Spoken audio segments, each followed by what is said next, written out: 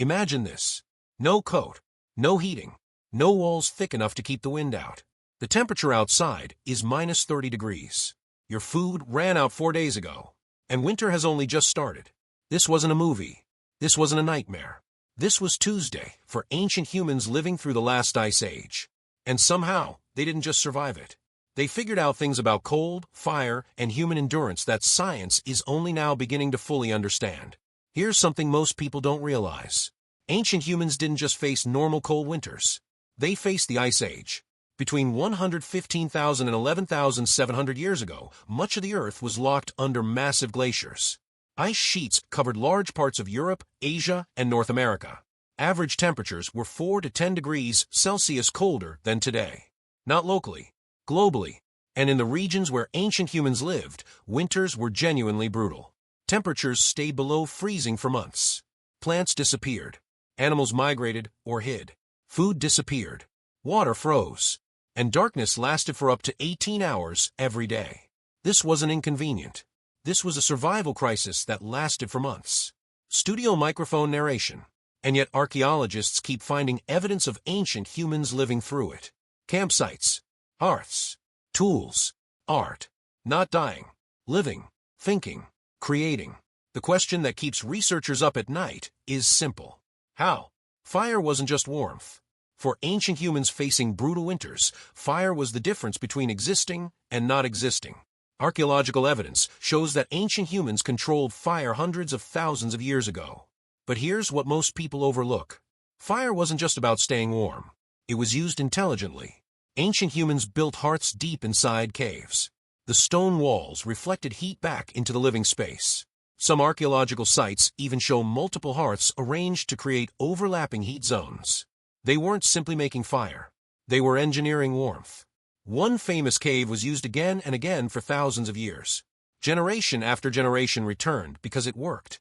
Fire also changed something else. It gave people more time.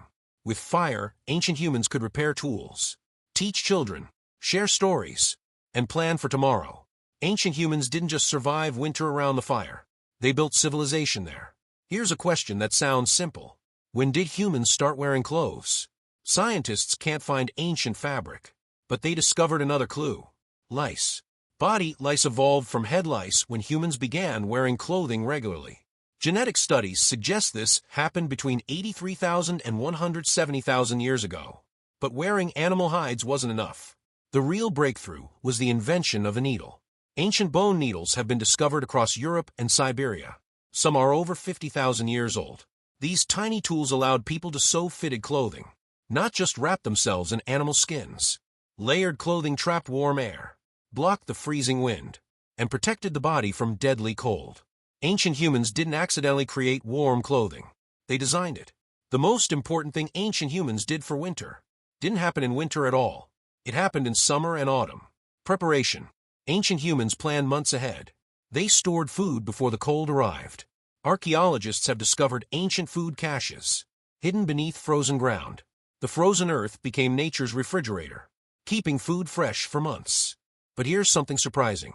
Fat was more valuable than meat. In freezing temperatures, the body burned enormous amounts of energy just to stay warm.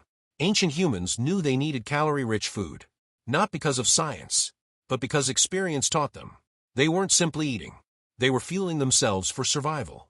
Every meal, every stored calorie, could mean the difference between life and death.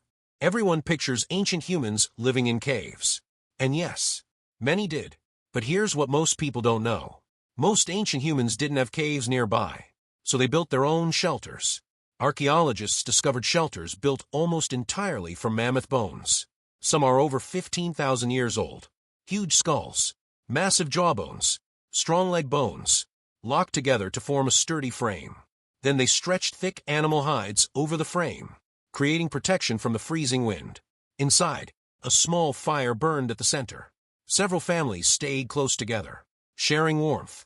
Together, their body heat, the fire, and the shelter made survival possible.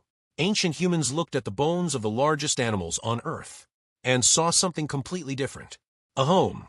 They didn't just survive the Ice Age. They learned to build against it. Here's the part nobody talks about. Winter wasn't just a physical challenge. It was a psychological one.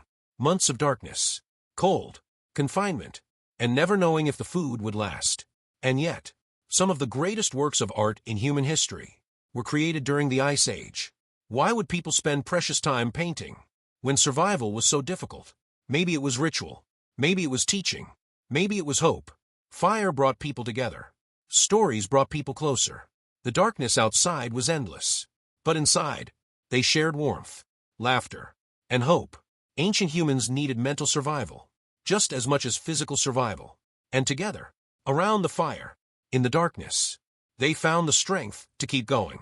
The next time winter arrives, the next time you turn up the thermostat, pull on a warm coat, or complain that it's too cold, think about what that cold once meant. Ancient humans faced temperatures that could kill an unprotected person in just a few hours. They faced endless darkness, empty landscapes, and constant hunger, with nothing but fire, animal skins, bone needles, and each other. And they didn't just survive. They built, they sewed, they hunted, they created, they told stories, so the people around them would never lose hope. That's not just survival. That's humanity, and it's been inside us, waiting in the cold for a very long time.